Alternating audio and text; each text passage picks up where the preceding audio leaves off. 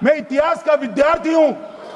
पाक ऑक्यूपाई कश्मीर का अगर अस्तित्व है तो जवाहरलाल नेहरू जी की ये युद्ध विराम के कारण है। इसका जिम्मेदार जवाहरलाल नेहरू है।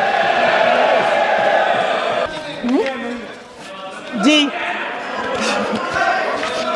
जो अतीत की बातें हैं ना, जो बार बार आप चाहते हैं कि हम पीछे देखें, लेकिन हम आगे भविष्य की बात, वर्तमान की बात, जो असली समस्याएं हैं उनकी बात न करें, ये छोटी बात होती है। आप में हिम्मत है तो भविष्य की बात करिए, हिम्मत है तो बात करिए कि बेरोजगारी क्यों है, कि पेपर लीक क्यों होते हैं। अगर इन्होंने BHEL, गेल, सेल, भाखड़ा नंगल ये सब नहीं बनाया होता जो आप सब बेच रहे हैं, तो ये विकसित भारत कैसे बनता? हम तो देश के लिए हैं, हम देश के लिए हैं। आप चुनाव के लिए हैं, हम देश के लिए हैं। हम जितने भी चुनाव हारे, हम यहाँ बैठे रहेंगे और आपसे लड़ते रहेंगे और आपकी विचारधारा से लड़ते रहेंगे। अपने इस देश के लिए, अपनी इस मिट्टी के लिए लड़ते रहेंगे। आप हमें रोक नहीं सकते। और जहाँ तक जवाहरलाल नेहरू जी की बात है,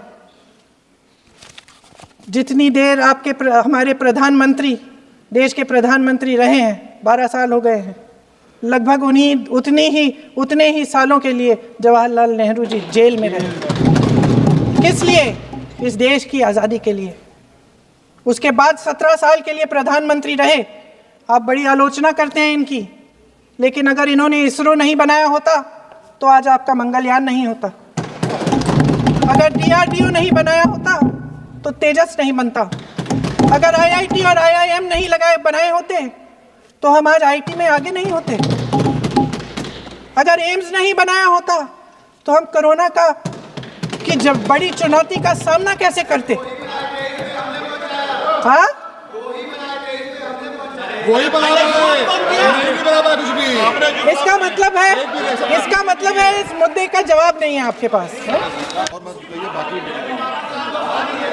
पंडित जवाहरलाल नेहरू इस देश के लिए जिए। सुन लीजिए, बाकी भी भेज देंगे। पंडित जवाहरलाल नेहरू इस देश के लिए जिए और देश की सेवा करते करते उन्होंने दम तोड़ा। फिर भी सुन लीजिए, मेरी एक सलाह ले लीजिए। सर, मैं आपको आपके माध्यम से सर मैं आपके माध्यम से एक सलाह दे देती हूँ। हमारे प्रधानमंत्री महोदय 12 सालों से इस सदन में हैं, मैं मात्र 12 महीनों से हूँ। फिर भी छोटी सी सलाह है। उन्होंने अभी हाल ही में चुनाव था, कुछ महीनों पहले उन्होंने एक सूची निकाली थी कि विपक्षी दलों ने और विपक्ष के नेताओं ने कितने अपमान किए हैं इनके, और उसमें शायद 90-99 ऐसे उन्होंने अपमानों की सूची बनाई थी। तो मैं उनको एक छोटी सलाह देना चाहती हूँ कि नेहरू जी से जितनी भी शिकायतें हैं, जितनी भी गलतियाँ उन्होंने की आपके जहन में, जितनी भी गालियाँ देनी है, जितना भी अपमान करना है, उसकी भी एक सूची बना दीजिए। नहीं, बात खत्म नहीं है। 999 अपमान, 9,999 अपमान, सूची बना दीजिए और फिर हम एक समय निर्धारित करते हैं। जैसे हमने 10 घंटे आज वंदे मातरम पर हमने बहस किया है ना, उस तरह से हम अध्यक्ष महोदय जी से पूछेंगे, एक समय निर्धारित करेंगे, 10 घंटे, 20 घंटे, 40 घंटे, जितने घंटों में आपकी ये शिकायत पूरी हो जाए, माननीय सदस्य आप शांत हो जाए और हम बहस कर लेंगे। लेकिन इस सदन का कीमती समय, जिसके लिए हमें यहाँ पे जनता ने भेजा है, जैसे हमें जनता की समस्याओं को हल करने के लिए चर्चा करनी चाहिए, इस्तेमाल करना चाहिए, उसको इसी के लिए इस्तेमाल करिए। उसके बाद जैसे अंग्रेजी में कहते हैं कि once and for all let's close the chapter, close कर लीजिए। देश सुन लेगा क्या क्या शिकायतें हैं, किसने क्या किया, इंदिरा जी ने क्या किया, राजीव जी ने क्या किया, परिवारवाद क्या होता है, नेहरू जी ने कौन सी गलतियां की, सुना लीजिए, फिर खत्म। उसके बाद बेरोजगारी, महंगाई,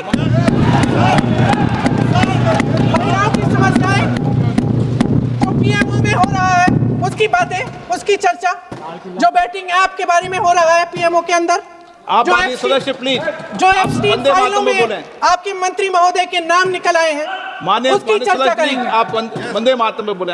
आप इधर उधर डाइवर्ट मत हो।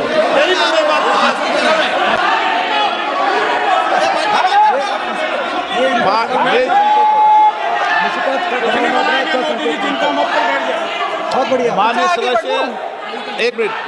माननीय सदस्य, आगे बढ़ो आप महोदय, आगे वंदे बढ़ो। मातरम पर सार्थक चर्चा करें। ठीक सर, इधर उधर सर, डाइवर्ट बात यही मत हो। थी सर, संक्षिप्त में बात यही थी कोई डाइवर्ट नहीं कि होना हम चाहिए अतीत में बातें करते रहते हैं। माननीय सदस्य नहीं, आप बिना तथ्यों के कोई बात नहीं करें। आप वंदे मातरम पर बोले उचित रहेगा।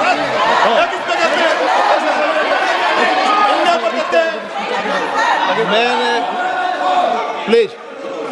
अध्यक्ष महोदय, मैं आपकी बात मानती हूँ, लेकिन बिना तथ्य के बहुत सालों के लिए ये हम पर आरोप डाल रहे हैं।